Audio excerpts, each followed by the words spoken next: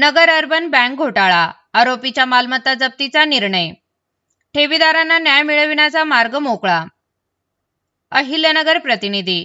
नगर urban bank घोटाळ्यातील आरोपी, chairman, संचालक, वरिष्ठ अधिकारी तसेच काही मोठ्या कर्जदारांच्या मालमत्ता जप्त करण्याचा महाराष्ट्र शासनाचा निर्णय हा ठेवीदारांच्या दृष्टीने अत्यंत महत्त्वाचा व दिशादर्शक ठरला आहे. या निर्णयामुळे बँक बुडविणाऱ्या जबाबदार घटकांवर ठोस कारवाईची प्रक्रिया वेगाने सुरू झाली आहे. नगर अर्बन बँकेतील चेअरमन, संचालक व वरिष्ठ अधिकाऱ्यांनी संगनमताने भ्रष्ट कारभार करत बँकेचे अस्तित्व धोक्यात आणले. ठेवीदारांचा निधी धोक्यात घालून मोठ्या प्रमाणावर आर्थिक गैरव्यवहार करण्यात आले. शासन व रिझर्व्ह बँकेकडून वेळोवेळी सूचना देऊनही सुधारणा न करता भ्रष्टाचार सुरूच ठेवण्यात आला. विशेषतः 2014 नंतर मल्टी स्टेटच्या नावाखाली कायद्याचा गैरफायदा घेत भ्रष्टाचारात मोठी वाढ झाली. या सर्व प्रकाराचा परिणाम म्हणून 2023 मध्ये बँकेचा परवाना रद्द झाला आणि ठेवीदारांचे कोट्यवधी रुपये अडकले. सुमारे 114 वर्षाची परंपरा असलेल्या बँकेचा जवळपास 175 कोटी रुपयांचा निधी धोक्यात आला. 2017 पासून सभासदांना लाभांश मिळणे बंद झाले, तर अनेक कर्मचाऱ्यांवर बेरोजगाराची वेळ आली. दरम्यान बँक बचाव समितीने या प्रकरणाचा सातत्याने पाठपुरावा करत मोठ्या प्रमाणावर वसुली केली. आतापर्यंत ठेवीदारांना सुमारे 70% रक्कम परत मिळाली आहे. उर्वरित 30% 15% रक्कम एप्रिलमध्ये देण्याची प्रक्रिया सुरू असून उर्वरित 15%साठीही लढा सुरू राहणार असल्याचे समितीने स्पष्ट केले आहे. देशभरात ठेवीदारांना एवढ्या मोठ्या प्रमाणात रक्कम परत मिळवून देण्याचे हे एकमेव उदाहरण मानले जात आहे.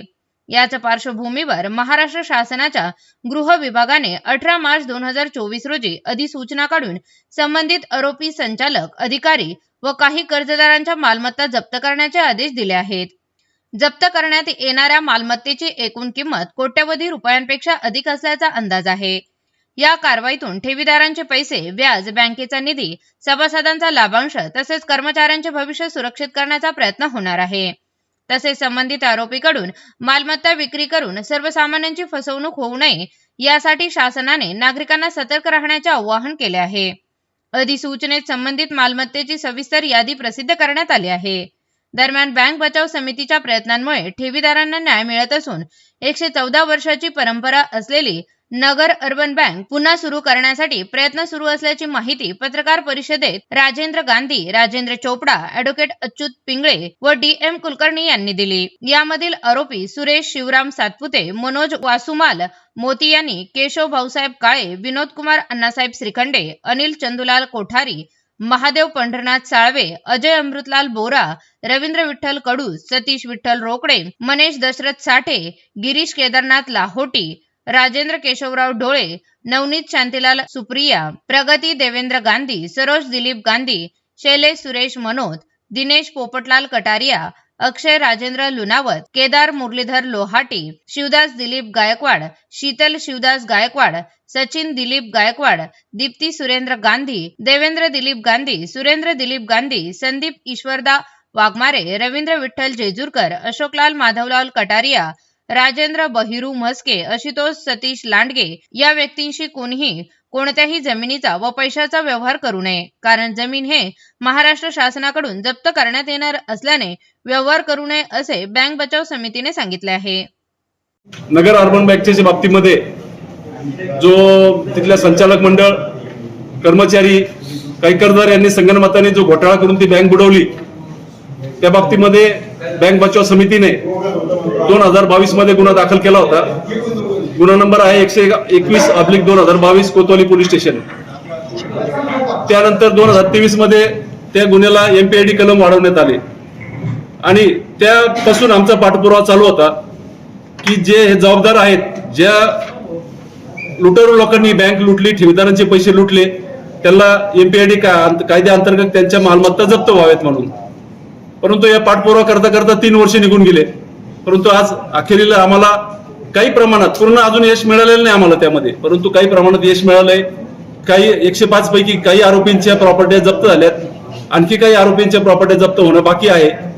परंतु हे एक माइलस्टोन म्हणा किंवा आपण ज्याला लँडमार्क डिसिजन म्हणतो किंवा लँडमार्क ऑर्डर अशी ऑर्डर आहे. जे काही सहकार क्षेत्रामध्ये भ्रष्टाचाराच्या विरुद्ध लढतायत लोक, त्यांच्यासाठी सुद्धा एक मार्गदर्शन म्हणून हा एक डिसिजन आहे.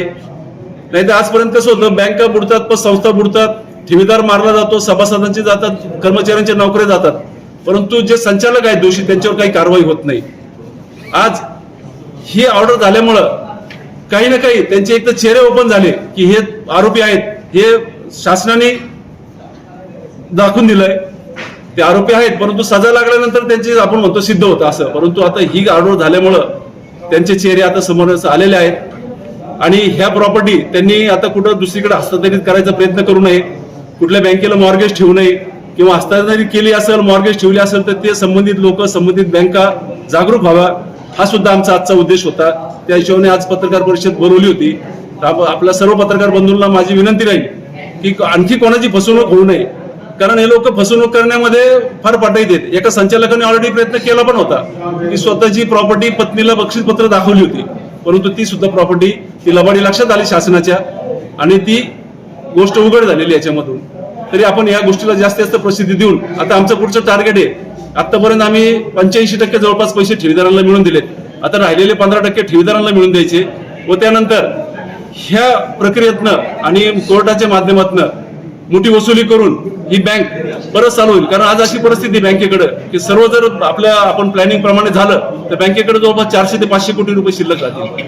मग त्या माध्यमातून त्या निधीतनं नगर अर्बन बँक जे एक ऐतिहासिक नाव आहे, जे एक ज्याला मोठी परंपरा आहे, जिल्ह्याचं भूषण होतं, ते नाव परत उभं राहावं असा आमचा बँक बचाव समितीचा सर्व प्रयत्न राहणार आहे. तरी आपल्या पत्रकारांना विनंती की या बाबतीमध्ये आपण सहकार्य करत आलात तेच पुढे करत राहावं एवढी विनंती. धन्यवाद. सहकार क्षेत्रामध्ये एवढ्या मोठ्या प्रमाणात आता सांगितल्याप्रमाणे वसुली होऊन गोरगरिबांना पैसे वाटण्याचा हा कदाचित महाराष्ट्रात पहिलाच प्रसंग असेल. यामध्ये सहकार कायद्यामध्ये सुद्धा बऱ्याच प्रकारची तरतूद करून वेगळा कायदा करावा लागणार आहे असे आमचे मत आहे. कारण की या ठिकाणी संचालक असणारे लोक जे आरोपी आहेत ते आणखीनही अहमदनगर शहरात व जिल्ह्यात दुसऱ्या सहकारी संस्थांवर संचालक आहेत आणि त्या ठिकाणी काही 1-2 आरोपी तर दुसऱ्या सहकारी संस्थेत पतसंस्थेत चेअरमन आहेत. त्यामुळे अशा पद्धतीने काम करणाऱ्या लोकांवर सहकार खात्याने तात्काळ कारवाई करणे अत्यंत गरजेचं आहे. तो इकडं आरोपी आहे, दुसऱ्या सहकारी पतसंस्थेत चेअरमन संचालक म्हणून रुबाबाने फिरतो. ही अत्यंत गैर बाब आहे. सहकार आयुक्त, सहकार खाते व माननीय मुख्यमंत्र्यांनी याकडे लक्ष दिलं पाहिजे. दुसरी गोष्ट, अर्बन बँकेच्या इतिहासामध्ये कधीही घडलं नाही इतके मातब्बर लोक या ठिकाणी झाले आणि शेवटचे म्हणून अतिशय कष्ट करणारे आणि जीव तोडून काम करणारे आदरणीय आम्ही सगळे भाऊ म्हणायचो स्वर्गीय सुवालाजी गुंदेचा यांनी त्या ठिकाणी जवळजवळ 45-47 वर्ष काम केलं व शेवटच्या क्षणी त्यांनी प्रेस कॉन्फरन्स घेऊन जो यांचा भ्रष्टाचाराचा उलगडा केला त्या गोष्टीमुळे याला तोंड फुटलं आणि ही सगळीकडे बाब हे उघड झालेली आहे. आणि कायद्याच्या तरतुदीमध्ये इतक्या त्रुटी आहेत. या मल्टीस्टेट कायद्याचा त्रुटीचा फायदा घेऊन एवढ्या मल्टीस्टेट पतसंस्था केल्या. हे सुरतची गावामध्ये ब्रँच अजून उघडलेली नाही. 165 लोक सभासद सुरतचे दाखवले. सन्माननीय माजी चेअरमन श्री दिलीपजी गांधी यांच्या कार्यकाळात जेव्हा हे झाले 165 लोकांना मी रजिस्टर ईडीने पत्र पाठवले. ते सगळ्यांचे पत्र परत आले आणि त्यांनी कळवले. अनेक लोकांनी फोन केले, आम्ही सभासद आहोत, आम्हाला माहितीच नाही, या बँकेचा आमचा कुठे संबंधच नाही. आणि ही सर्व कागदपत्र आम्ही पोलीस डिपार्टमेंटला दाखवली.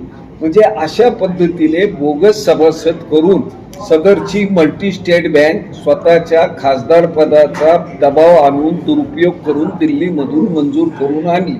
त्याच्या पोटनियम जे असतात, पोटनियमामध्ये सुद्धा फार मोठी तफावत आहे.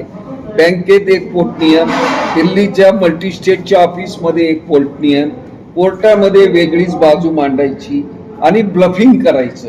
याच्यामुळे हा बँकेमध्ये सगळा घोटाळा झालेला आहे. आणि सगळ्यात महत्त्वाचं म्हणजे ज्याची लायकी समजा कोटभर रुपयाची आहे, एखाद्या व्यापारीची कोटभर रुपयाची ज्याची लायकी आहे, त्याचं मागणी अर्ज आला तर त्याला सांगायचं प्लीज तू 4 कोटीचा अर्ज कर, तुला काय करायचं मी मंजूर करून देतो.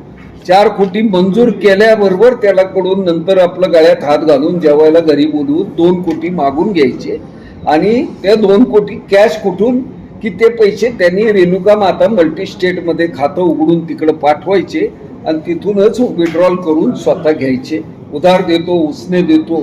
मी विचार करतो मला 1 कोटी पाहिजे होते, 2 तर माझ्या हातात आले. अशा पद्धतीने फार मोठा आर्थिक स्कॅम झालेला आहे. याच्याही तक्रारी आम्ही पोलीस डिपार्टमेंटकडे दिलेल्या आहेत. तर अशा घटना घडू नयेत आणि नागरिकांनी थोडं जागं व्हावं. अशा पद्धतीने जे फसवतात अशा या गोष्टीपासून जागं होणं गरजेचं आहे. तरी आम्ही प्रयत्न करीत आहोत. आत्तापर्यंत आपण जी साथ दिली त्याचाही आम्ही आपले आभार मानतो आणि यापुढे आपण साथ देत जा. अनेक पतसंस्थांचे लफडे आहेत, पण सहकार खात्यामध्ये सुद्धा एवढा मोठा भ्रष्टाचार आहे, फार मोठा भ्रष्टाचार सहकार खात्यात आहे. हे मी जाणीवपूर्वक आपल्या सर्वांच्या माध्यमातून सांगतो. लवकर कारवाई जी करायची पाहिजे होतच नाही. कितीही पाठपुरावा करा, होत नाही. माहिती अधिकार मस अण्णा हजारेंनी आणला, लवकर माहिती अधिकाराची माहिती दिली जात नाही. म्हणजे याला शासनही काही प्रमाणात जबाबदार आहे असे माझे स्पष्ट मत आहे. धन्यवाद.